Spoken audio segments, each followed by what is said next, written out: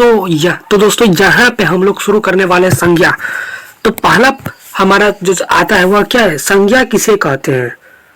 संज्ञा किसे कहते हैं हम लोग। तो संज्ञा के परिभाषा देते हुए कुछ उदाहरण दीजिए। तो देखिए संज्ञा किसे कहते हैं, कोई पूछे तो किसी व्यक्ति, वस्तु, स्थान, भाव आदि के नामों को संज्ञा कहते हैं, जैसे पत्थर, मनुष्य, मूर्खता, नाम, राम, सेना आदि। देखिए दुनिया में जितने भी वस्तुएं हैं, जितने भी चीजें हैं, वो सब क्या है, एक संज्ञा है। क्या एक संज्ञा है, मतलब किसी व्यक्ति, वस्तु, स्थान, भाव आदि इन सब के नामों को जब कोई ले, समझो वो क्या है, एक संज्ञा है। वह क्या है, संज्ञा है। ठीक है, तो यहाँ पे आता है संज्ञा के बारे में तो समझ गए। अब इसके भेद के बारे में जानते हैं। तो संज्ञा के कितने भेद होते हैं। संज्ञा के टोटल स्पष्ट रूप से अगर कहा जाए तो संज्ञा के टोटल 5 भेद होते हैं। कितने होते हैं, 5। जो कि यह है, संज्ञा के भेद कितने होते हैं स्पष्ट कीजिए, अथवा संज्ञा के भेदों के उदाहरण सहित लिखे। ये प्रश्न आप सब लोगों से पूछ सकता है। तो यहाँ पे देखिए संज्ञा के मुख्यतः 5 भेद होते हैं। संज्ञा के मुख्यतः कितने 5 भेद होते हैं, 5। तो कौन कौन होते हैं। तो पहला व्यक्तिवाचक संज्ञा, जातिवाचक संज्ञा, भाववाचक संज्ञा, द्रव्यवाचक संज्ञा, समूहवाचक संज्ञा। ये सब याद होना है, बहुत जरूरी है, क्योंकि आपके हिंदी के एग्जाम में लगभग कितना ऑब्जेक्टिव रहता है, अंदाज लगाए लगभग 100 ऑब्जेक्टिव रहता है। और 100 ऑब्जेक्टिव में से कम 55 को ऑब्जेक्टिव आप लोगों का व्याकरण से रहेगा, 55 को व्याकरण से। अब बाकी के जो 45 रहता है वो हिंदी किताब से रहता है, बुक से रहता है। तो आप समझिए कि आप हिंदी व्याकरण ही पढ़ के हिंदी के एग्जाम अच्छे से क्लियर कर पाएंगे। इसीलिए हिंदी व्याकरण पर ज्यादा फोकस कीजिए, किताब पर उतना नहीं कीजिए। ठीक है, तो चलिए नेक्स्ट देखते हैं। तो नेक्स्ट हमारा आता है व्यक्तिवाचक संज्ञा। तो यहाँ पे व्यक्तिवाचक संज्ञा के कुछ उदाहरण दिए हैं। व्यक्तिवाचक संज्ञा मोहन, हिमालय, गंगा, लखनऊ आदि। तो चलिए व्यक्तिवाचक संज्ञा क्या है उसके बारे में हम समझते हैं। तो दोस्तों व्यक्तिवाचक संज्ञा की परिभाषा इस प्रकार है कि व्यक्तिवाचक संज्ञा किसी विशेष व्यक्ति या स्थान का बोध कराती है, जैसे गंगा, तुलसीदास, पटना, राम, हिमालय आदि। हिंदी में व्यक्तिवाचक संज्ञा की संख्या सर्वाधिक है। मतलब ये कहना यह चाहता है कि व्यक्तिवाचक संज्ञा क्या है। व्यक्तिवाचक संज्ञा जैसे हम किसी खास व्यक्ति का नाम लेते हैं, गंगा पूरा दुनिया में एक ही व्यक्ति का नाम है जो कि एक नदी है। तुलसीदास पूरा दुनिया में एक ही व्यक्ति का नाम है जो कि एक कहानीकार है, कवि है। पटना सिर्फ एक ही नगर का नाम है, दूसरे नगर का नाम नहीं है। व्यक्तिवाचक मतलब यही होता है कि हम किसी खास आदमी का नाम लेते हैं। जैसे हिमालय तो पूरा दुनिया में एक ही है। जैसे हम किसी का नाम लेते हैं, जैसे मैं श्रवण नाम लिया तो वो उसको कहा श्रवण। जैसे में कोई श्रवण नाम का आदमी है, अगर हम श्रवण नाम बोलते हैं तो वो सिर्फ उसका ही नाम होता है, इसीलिए ये व्यक्तिवाचक संज्ञा है। अगर हम बोलते हैं कि लड़के, तो लड़के तो बहुत सारे हो गए, तो लड़का व्यक्तिवाचक संज्ञा नहीं हो पाएगा। ठीक है, तो व्यक्तिवाचक मतलब समझ गए, जो किसी खास व्यक्ति का नाम ले। जैसे में यहाँ पर कुछ व्यक्तिवाचक संज्ञा के उदाहरण है। व्यक्तियों के नाम, मतलब व्यक्तिवाचक संज्ञा मतलब व्यक्तियों के नाम हो सकते हैं, तुलसीदास, महेश, राम आदि। नदियों के नाम गंगा, गंडक, यमुना आदि। झीलों के नाम डल, बैकाल आदि। समुद्रों के नाम प्रशांत महासागर, हिंद महासागर। पहाड़ों के नाम आल्प्स, विंध्य, हिमालय आदि। गांवों के नाम पैनाल, मनिहप्पा, बिस्पी, सिसोटिया कुछ हो सकता है। नगरों के नाम जमशेदपुर, पटना, रांची आदि। मतलब जो दुनिया में सिर्फ एक ही हो, जैसे नाम, मतलब मैंने बोला श्रवण, तो श्रवण सिर्फ एक ही ना है, मतलब एक ही व्यक्ति का नाम है ना। श्रवण कई व्यक्ति का नाम हो सकता है, लेकिन हम सिर्फ उस श्रवण के बारे में बात कर रहे हैं, यह व्यक्तिवाचक संज्ञा हो गया। तो यहाँ पे हमारे कुछ राज्य का नाम भी है, उड़ीसा, बिहार, महाराष्ट्र। मतलब उड़ीसा पूरा भारत में एक ही बार में एक ही राज्य का नाम है, 2 राज्य का नाम थोड़ी है, इसीलिए व्यक्तिवाचक संज्ञा हो गया।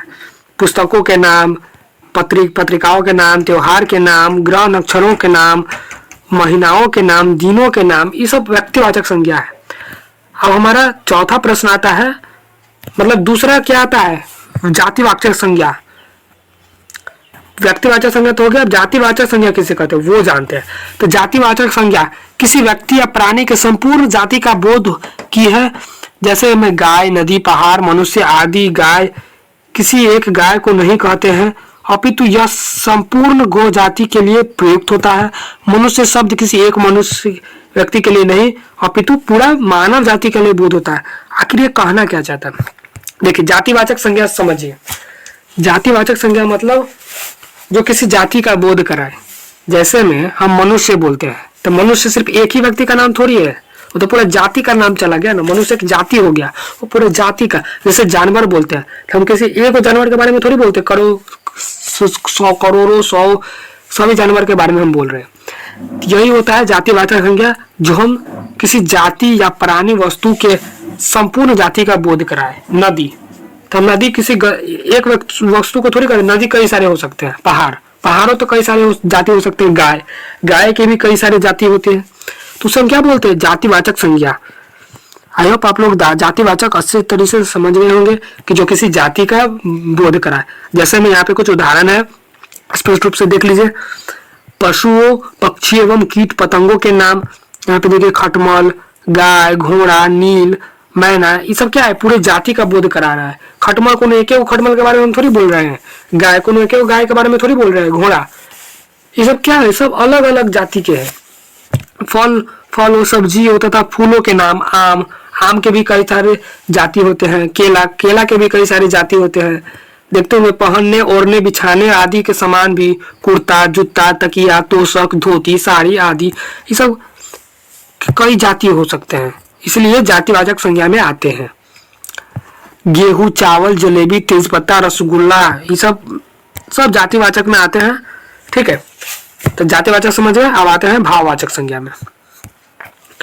तो भाववाचक संज्ञा क्या है? भाववाचक संज्ञा किसे कहते हैं?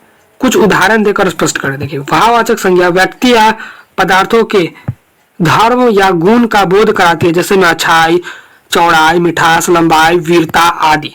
भाववाचक संज्ञा यह कहना चाहता है कि जो किसी व्यक्ति का भाव गुण को प्रकट करे, जो व्यक्ति का भाव और गुण को प्रकट करे। जैसे में हो गया अच्छाई, मिठास, मतलब कोनो चीज हमको अच्छा लग रहा है तो क्या हो गया? भाववाचक संज्ञा हो गया।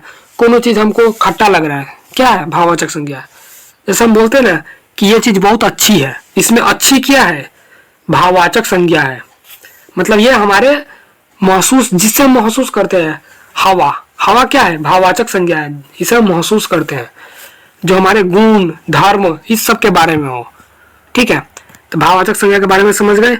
यहाँ पे देखिए, भाववाचक संज्ञा के कुछ उदाहरण: कुशाग्रता, चतुराई, सौंदर्य आदि, पितृता, जवानी, बचपन, बुढ़ापा आदि, ऊंचाई, चौड़ाई, लंबाई आदि, दौड़ धूप, पढ़ाई लिखाई। पढ़ाई भी एक भाववाचक संज्ञा, क्योंकि पढ़ाई हम गुण के अपने गुण से न करते हैं। फुर्ती, शीघ्रता, सुस्ती, करापन, फैसलापन, तितास, मिठास आदि, प्यार, भावना, करुणा, क्षोभ, दया, ये सब क्या हो सकता, किसमें आ जाता है? भाववाचक संज्ञा में। चलिए नेक्स्ट, समूहवाचक संज्ञा किसे कहते हैं? तो हमारा आता है समूहवाचक संज्ञा।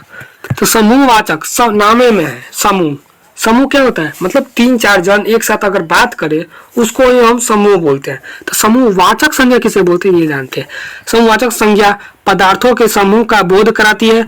जैसे में गिरोह, जब्बा, धुंध, दल, सभा, सेना आदि। ये शब्द किसी एक व्यक्ति या वस्तु का बोध न कराकर अनेकों का, उनके समूह का बोध कराते हैं।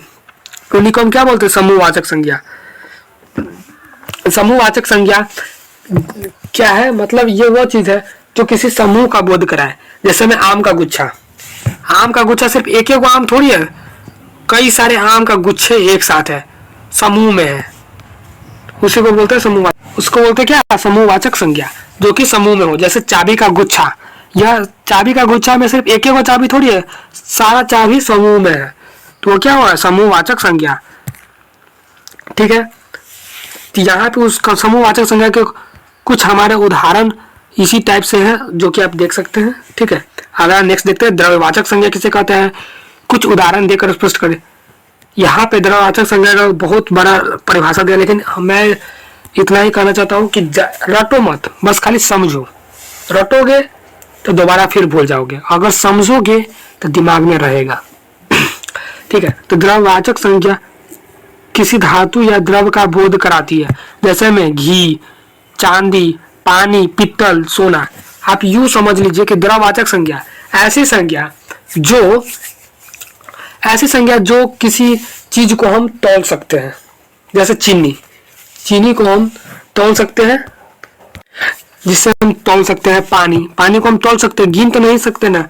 ऐसा चीज जिसको हम गिन ना सके, मतलब हम उसको गिनती ना कर सके, जैसे में चीनी को हम गिनती कैसे कर सकते हैं, उसे हम तौल सकते हैं, तो वह द्रव्यवाचक संज्ञा हो गया। घी है, तो घी को हम तौल सकते हैं, वो भी एक द्रव्यवाचक संज्ञा हो गया।